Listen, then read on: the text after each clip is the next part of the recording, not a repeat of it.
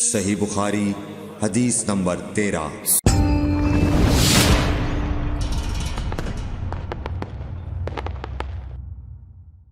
يا نبي سلام عليك، يا رسول سلام عليك، يا حبيب سلام عليك، صلوات الله۔ حضور اکرم صلی اللہ علیہ وآلہ وسلم نے فرمایا، تم میں سے کوئی شخص ایماندار نہ ہوگا جب تک اپنے بھائی کے لیے وہ نہ چاہے جو اپنے نفس کے لیے چاہتا ہے۔